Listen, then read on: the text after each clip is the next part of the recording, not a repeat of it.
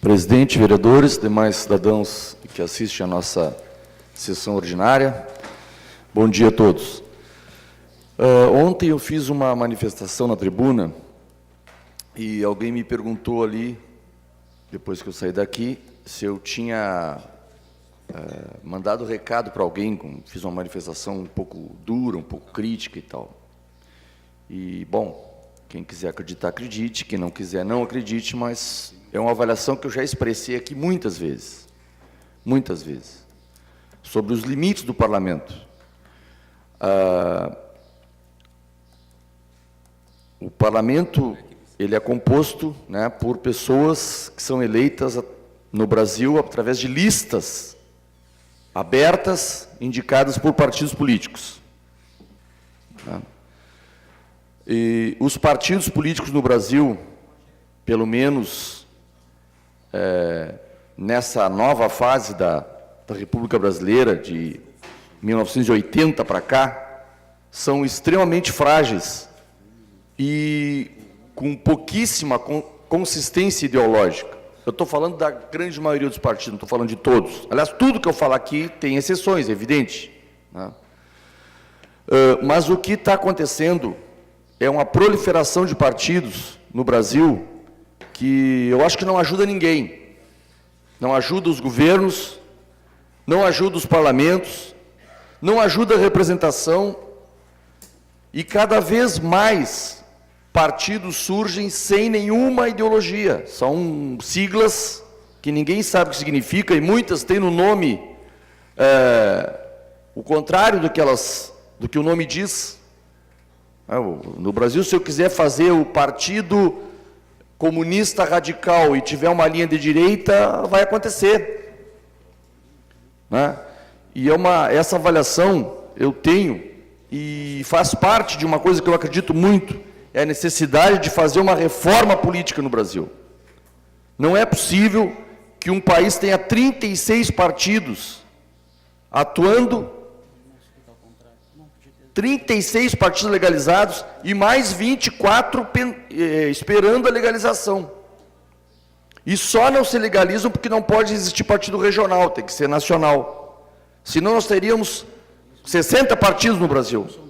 Um partido, ele tem que ser uma representação de uma linha para o país, não, uma linha ideológica. Olha, nós, partido tal, pensamos que o Brasil deve se organizar assim, né, ou com livre iniciativa, ou sem livre iniciativa, ou Estado maior, ou Estado menor. Pensamos que, na conjuntura e no futuro, o Brasil deve ser assim. Isso é um partido político. Isso que deve. Agora, no Brasil, as pessoas fazem parte de listas sem nenhuma relação dela com aquela lista, com aquela sigla.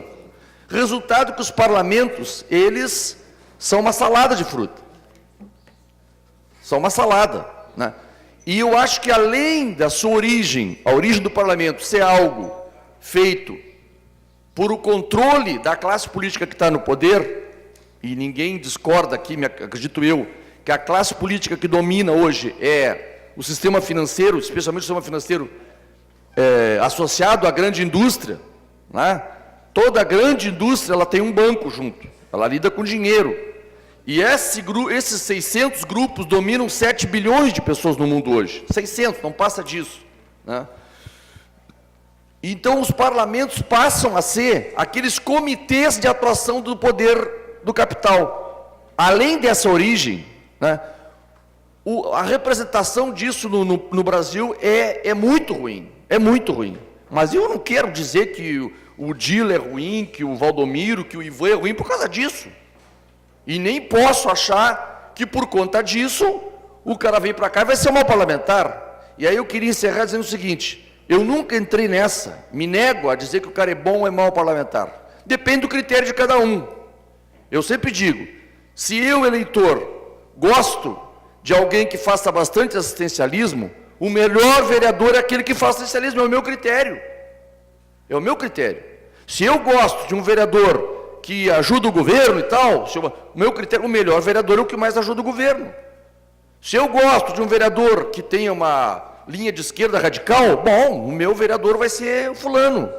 Então não existe o melhor vereador, depende do critério. Qual é o critério que tu adota? Então assim, ó, eu não vim aqui, não estou aqui nem ontem, nem hoje, nem amanhã, eu vou estar...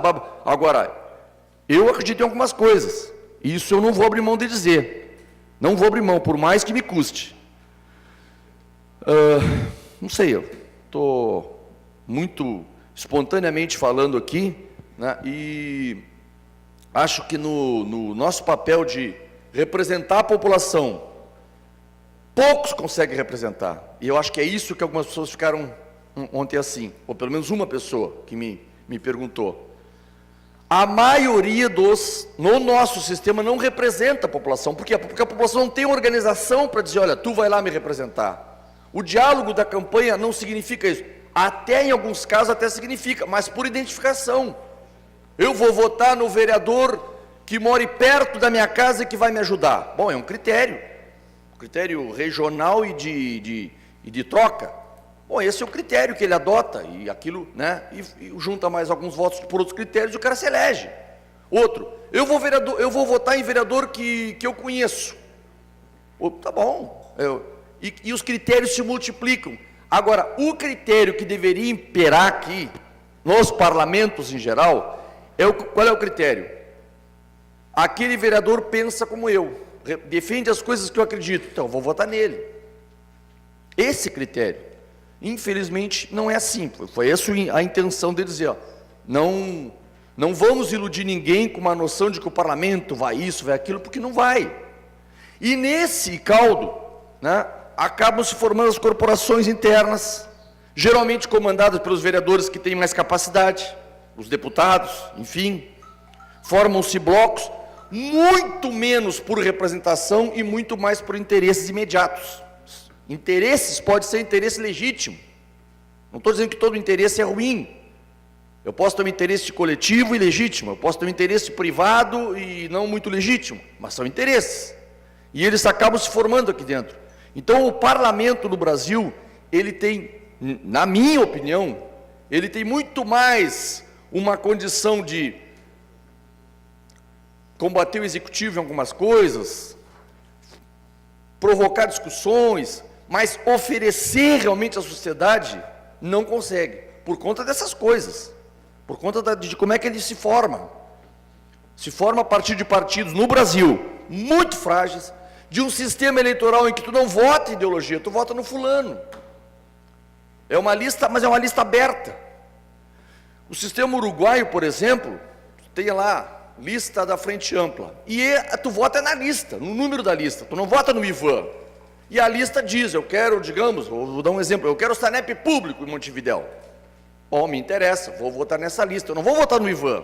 O Ivan vai para lá, qualquer um vai para defender o SANEP público. O outro já diz, não, eu acho que nós temos que privatizar, lista da Partido Blanco, Colorado, sei lá eu, vou votar naquele número. Mas ele vota na ideia, não vota na personagem que está ali falando, por carisma, ou porque mora perto, ou porque é bonito, ou porque é muito falante, ou porque, sei lá, eu torço para o meu time, sei, tem 1000 critérios aí, os critérios de voto são muito estranhos até, alguns, né? Eu já tive voto em mim, que uma senhora me confessou que votou porque o ex-marido dela era Duarte, tinha falecido, e ela achou interessantíssimo, botaram outro Duarte na Câmara. Me disse isso. Então, há uma despolitização muito grande, há uma fragilidade partidária muito grande, muito grande. E esse discurso aqui eu já dei ele mais de uma vez, eu não estou dizendo nada novo aqui, nem dizendo um recado, olha, o fulano se elegeu porque, então eu vou lá dar uma esfriada nele. Não é esse o interesse.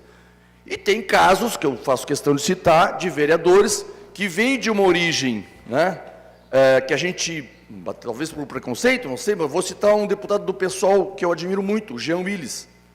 O Jean Willis ganhou notoriedade no Brasil por conta do Big Brother Brasil. Não tinha história nenhuma. Para mim, um dos melhores deputados do Brasil.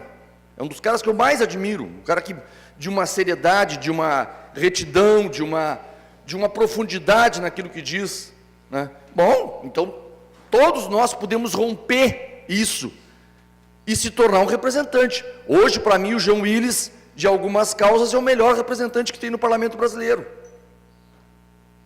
Então, assim, quando eu falo aqui genericamente, estou falando do sistema, não estou falando do Dila, nem do Valdomiro, nem do Viana. Se eu tiver que falar de um, eu vou dizer, mas pode saber.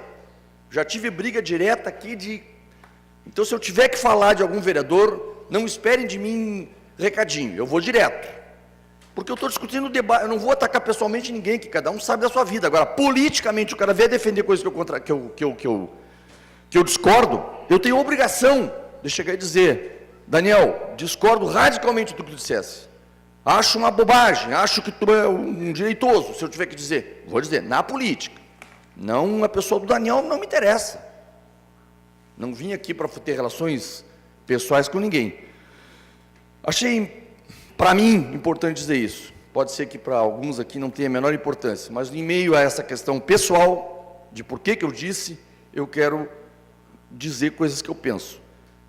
Cada um aqui, tomara que consiga representar a gente lá fora. Que não trabalha aqui por conta do que me ofereceram na hora, de uma coisa imediata, que tenha lá fora uma representação. Nós somos representantes da população, fiscais do executivo e legisladores. Muito menos legislador do que se pensa, muito menos. Eu acho que de lei nós estamos até demais. Hoje, quem fizer uma lei, quem fizer um projeto aqui se transformar em lei, vai ser o número 6.000 e tanto. Eu duvido que precise de 1.000 leis em Pelotas para a cidade funcionar. No máximo. Então, quantas leis tu fez? Se alguém passar 4 anos e não fizer uma lei, pode ser melhor vereador do que o cara que fez 10, 20 leis por ano aqui, umas leis que não somam nada. Então, não é legislação nosso problema, não é fazer leis. Eu tenho leis. Talvez as leis são importantes, não estou dizendo que quem fizer a lei a partir de agora, na opinião do Ivan, nenhuma lei, não é isso que eu disse. Estou dizendo que o nosso problema não é produzir leis, nosso problema é ser legislador, interpretar a lei, trabalhar a lei, melhorar a lei, aí sim, são opiniões, espero que eu tenha contribuído com isso.